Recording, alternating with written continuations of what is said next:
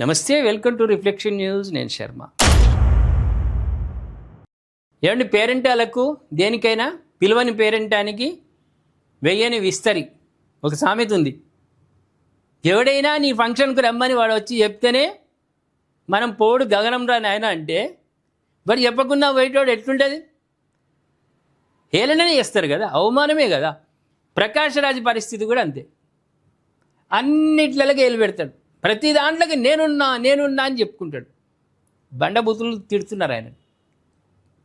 కనిపిస్తే ఈపులు వలగొట్టే స్థాయి దాకా మాట్లాడుతుంటాడు. నీకు ఎందుకు? నీకు ఏం అవసరం? హాయిగా ఇంట్లో ఏం పని లేకుంటే యేసుప్రభు అనుకుంటూ కూర్చో. నీకు దేవుడు అంటే నమ్మవు కానీ యేసుని నమ్ముతావు కదా, అనుకో. కానీ ఏం పని ఇది? ఎవడు? నువ్వు ఏ రాష్ట్రమో? నీవి తెలంగాణలో పుట్టినావు. నువ్వేమైనా తెలంగాణ ఆధార్ కార్డు ఉందా? ఆంధ్రాలో ఉందా నీకు? ఎక్కడున్నావు? నువ్వు ఎక్కడ పుట్టినావు? ఏం సంగతి? నీకు అవసరమేమున్నది?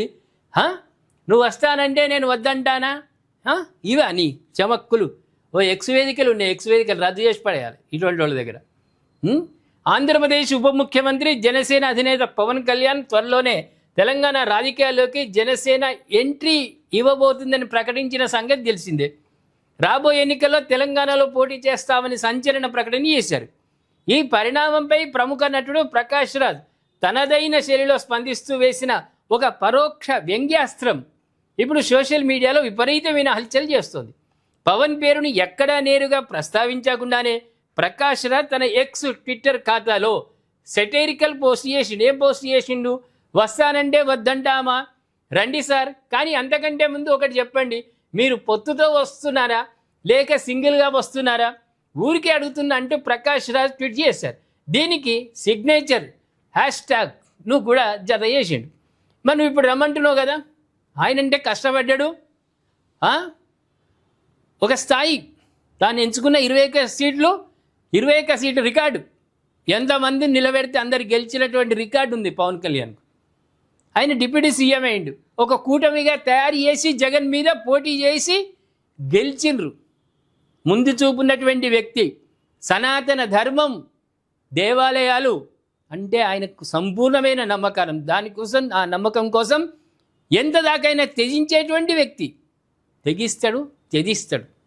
అటువంటి వ్యక్తిని పట్టుకొని నువ్వు తెలంగాణ గడ్డ మీద పుడితే రమ్మంటే వస్తావా, వస్తానంటే రమ్మంటావా? Cinema song.